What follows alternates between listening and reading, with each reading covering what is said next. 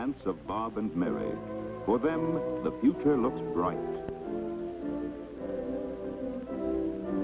Bob's mother and Mary's parents are confident, too, that the marriage will succeed, because it's based on many things: companionship, mutual interests, shared ambitions, and that mysterious intangible quality which we call love. And part of this love is their relationship to one another as man and woman. For Mary, good sex adjustment began when she was a very small child. Where is the baby, Mommy? Why won't it come? It's right here, dear. Of course, it doesn't talk yet, or cry, or even eat by itself. It has to stay inside me till it's big and strong enough to be born. When it comes, Mommy, can I help to take care of it? Yes, dear. The idea of childbirth was made natural and normal for Mary. She was happy to know that she would have a new baby sister or brother. Bob's mother was a widow. In spite of this, she was determined that her son should have a proper knowledge of sex from the beginning. She answered all his questions. If no questions came, she arranged situations so that he became conscious of sex.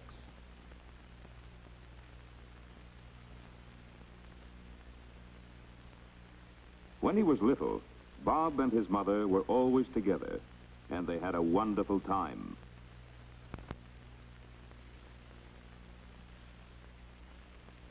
As he grew older, she made sure that he played with other children, both boys and girls. And when he was older still, she was pleased and proud that he seemed to fit in well with the boys. In fact, when he was about 10, he actually scoffed at playing with girls. Mary, too, had a normal childhood, with many friends of both sexes. But as the time for Mary's first menstrual period approached, her mother explained about the changes that would take place, instead of leaving her to pick up odd bits of startling and inaccurate information from her schoolmates. Mary's father and mother got along well. They had their occasional quarrels, but in general, home life was pleasant, natural, and secure. Hi, Duchess. Hi. At about 11, Mary went through a sort of reversal. She didn't talk much and spent hours alone, just daydreaming. What's the matter with her? Oh, she's just growing up, dear. Well, hadn't you better have a talk with her? Well, yes, dear, but I don't think this is the time. When she wants to ask questions, well, I'll try to be ready with the answers. Mary's mother tried to discuss sex without embarrassment and to give Mary facts without prejudice or any suggestion of fear or shame. At about 12 and a half, Mary reached puberty. Around this time, she found that her friends wanted to talk about sex. We opened the door, and there she was lying in bed. Some of them got most of their information from off-color jokes that they really didn't understand. But you don't always have a baby when you're going over tons. I read in a book that you don't have a baby. Some of them learned about sex from books, but there were so many things that they didn't know. If you marry your first cousin, do you have a deformed baby? Does kissing have anything to do, about having babies? Are you afraid of having a baby, Mary? No, I'm not. Because after all, people have been having babies for thousands of years. And nowadays, doctors have so many ways of making it safe. Mother said... For Mary, the fulfillment of a healthy sex life held no fears. Sex was not something sinister to be whispered about, but it was a natural function which could contribute to the ultimate happiness of home and a family. About this time, Mary developed a sudden, strong friendship with Lucille Williams. It seemed that Mary could talk better with Lucille than with anybody. They had absolutely no secrets from each other. They were inseparable. To Mary's mother, it seemed unnatural, this continual intimacy, this concentration of affection on one not very unusual girl. Oh, Lucille, wait a minute.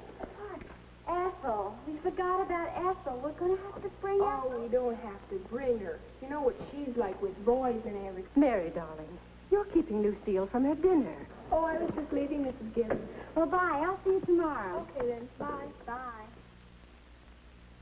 Mother forgets the devotion she had for her own girlfriend about 25 years ago. Next, there was a crush on Ethel Hampton, senior girls tennis champion. Mary seemed to have a real need to be stirred up about someone. It was a transition stage from the antagonism toward boys just before puberty to the next stage of falling in love with a boy. Soon she reached that stage.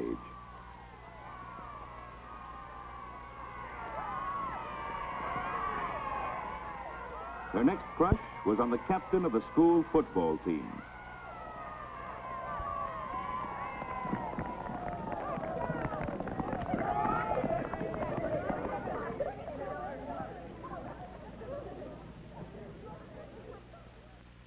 She spent hours trying to make herself more attractive, imagining herself in all sorts of romantic situations.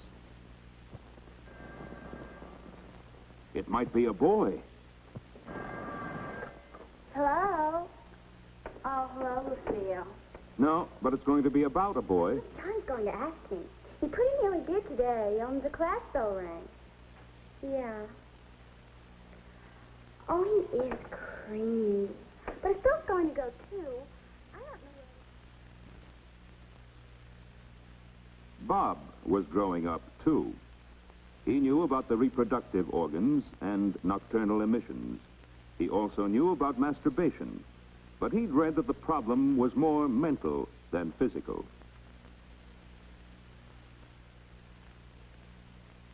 He knew that the healthiest life for him was to have plenty of exercise and fresh air. He liked football, and the coach was a hero who could do no wrong. Bob tried to be as much like him as he could.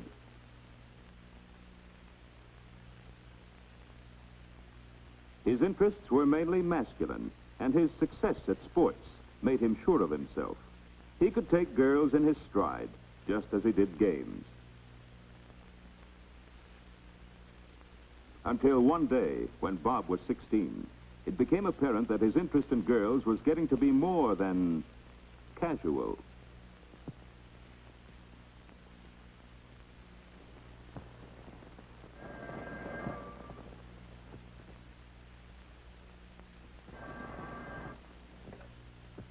Hello? Oh, hi, Ken. How are you? Oh, she's okay, but I can do better than her, Kenny. She's going around with Dave anyway. Well, let him keep her. Well, sure I could. I just didn't want to.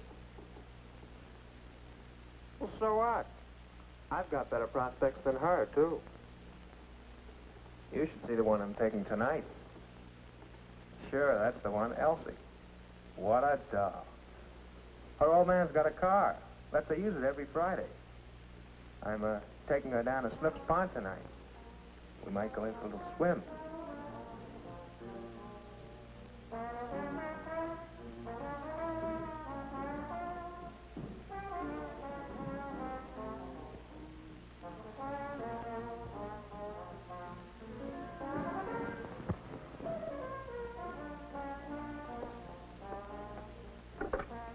Hello? No, he isn't. Is this Betty? Oh, Jane. Well, no. I beg your pardon? Well, no, Hazel, he isn't in it. No, I don't know where he was going. He didn't say. Not to me, anyway. Girls, girls, girls, dates every night. She was worried. Perhaps his behavior was normal, but it was not to her liking. How could you get him more interested in his schoolwork? Mary and her gang were going through the hangout stage. They like to be in a crowd. When you're not sure how to act or what to say, you can hide your confusion in the general hubbub. A girl has to look as though she knew her way around, be more sophisticated than she really is. It was all new and exciting, and Mary was proud of her success. She wanted the others to see how popular she was. Hi, Mary. How about going to the dance with me Saturday night? Well, I'll think about it. Hey, wait a minute. What about me? You didn't ask me. Well, I was going to. But you didn't, though. Jim got there first. Okay, Jim. Good. See you around. A little popularity gives one self-confidence, which isn't a bad thing in moderation.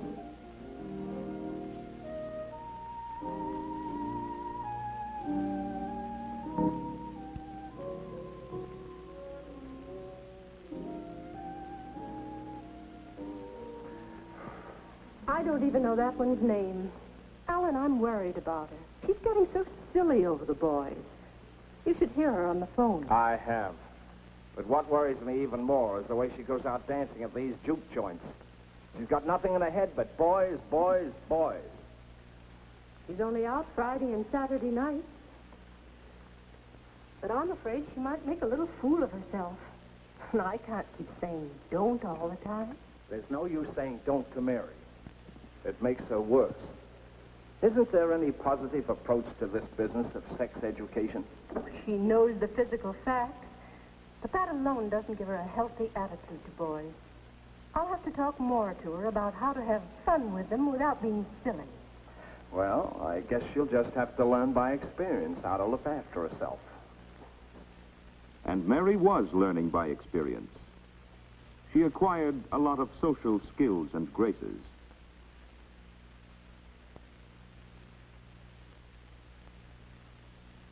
She learned how other people are likely to react to different situations.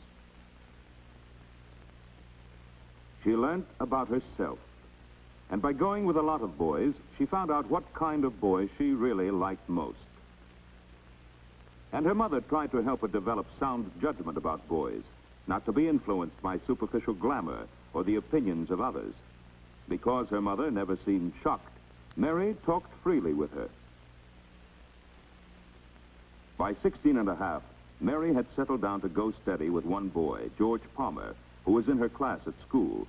He wasn't her ideal, but she liked going steady because it meant that she was always sure of having a date, and she never felt left out and unpopular. Her parents thought George was a nice boy, and they were glad to know who Mary was out with at first. But after several months, her mother began to be afraid that the affair was becoming too serious. Actually, Mary and George were at the point of breaking up anyway.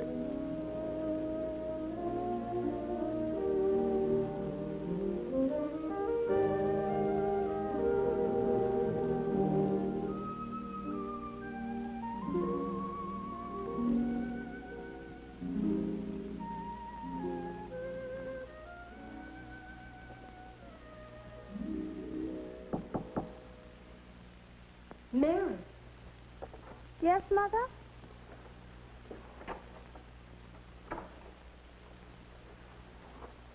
George again?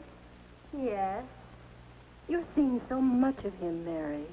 But I've told you, he's just a date. Can I have dates if boys want to take me out? Boy, yes. But is it always going to be George? It could get to be that way, you know. And I just don't think George is the one for you. Okay, Mother, if that's the way you feel about it, I won't see him anymore. Now, will you please leave me alone?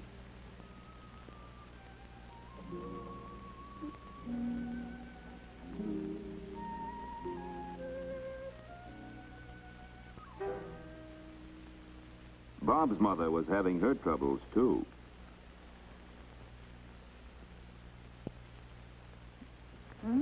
Pretty snazzy.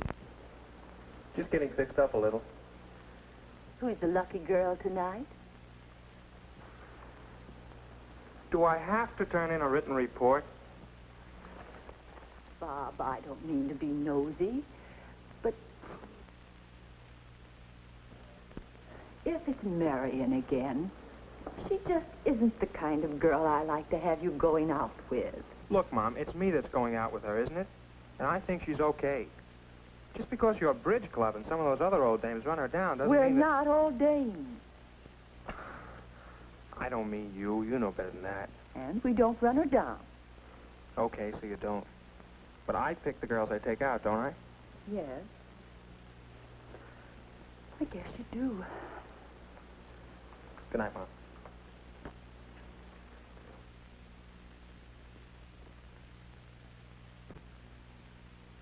seemed as though all the planning and guidance since he was a child had been a waste of time. Bob was going with a fast crowd, and like most teenagers, he wanted to be one of the gang, go as far or farther than anyone else did.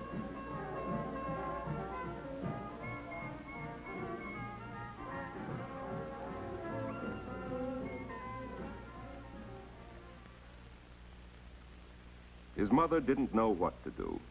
If she said anything, he just became more secretive and defended his friends against her old-fashioned morals, as he called them.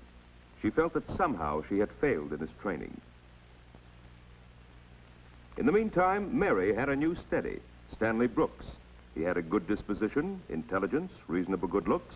He came closer to her ideal than George had. In fact, she thought this might be the real thing.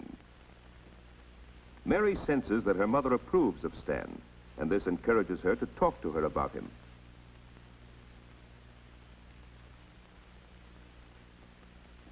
But not long after, Stan's family moved away. And that was that. When a girl loses a steady, it takes a little while to get back in circulation. But if you want to meet boys, you go where boys are. Mary had a cheerful disposition. She was intelligent, healthy, and attractive, and she had no trouble making friends. Jack Arnold was one of the gang she had known for years. He suddenly became interested, and interesting. It seemed for a while to be romance with a capital R.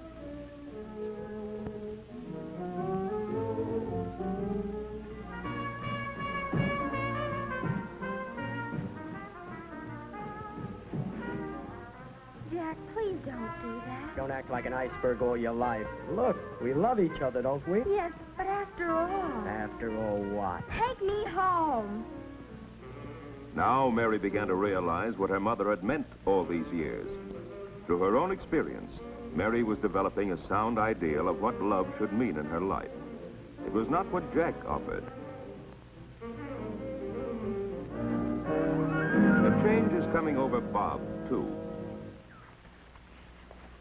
Come on, Jeannie, time I was getting you home. Oh, why? It's early. Work, Jeannie, work. I've got exams coming up in the morning. What a party pooper. Bob had been to plenty of wild parties.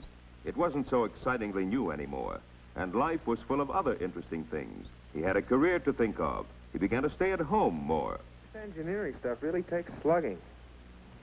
You're going to lose out with your girlfriend. Don't worry. I won't.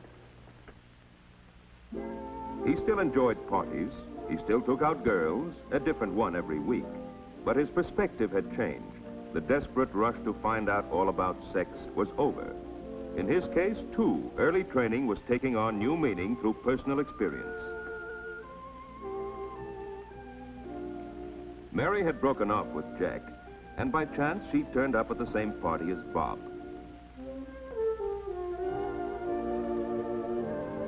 When they met that first night, both had a pretty good idea of the kind of people they really liked.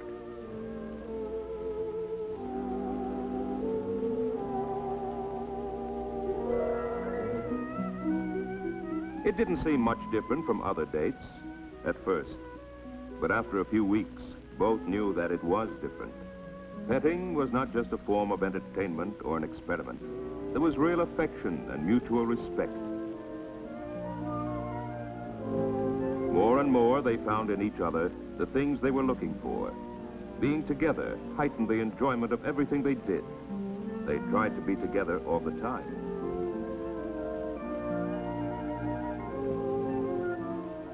They had their quarrels, mostly over jealousy.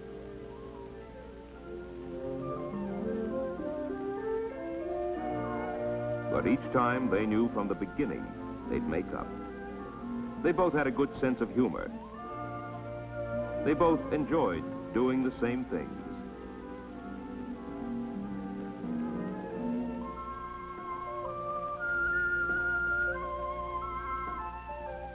Because of similar family and educational background, they had much the same way of looking at things. They began to know that this time it was for keeps. They were so sure that their love was deep and spiritual that at times a marriage ceremony seemed to be just a formality. Love seemed to be all that really mattered. But each of them knew deep down that they wanted their marriage vows to have real meaning.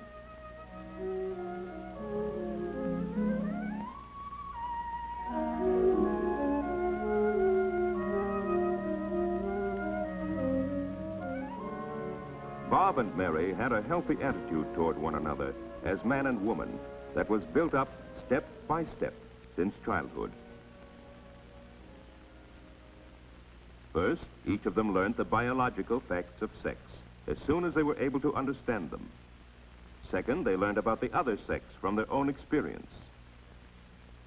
Thirdly, their parents tried to help them understand the real values of sex life. And finally, long after reaching physical maturity, they became emotionally independent of family apron strings. Now, they're on their own.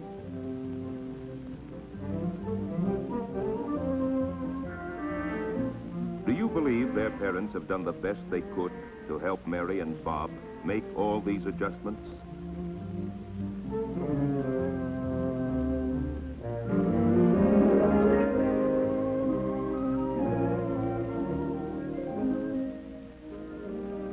Are Mary and Bob typical of our teenagers? Have they a sound background for marriage? What do you think?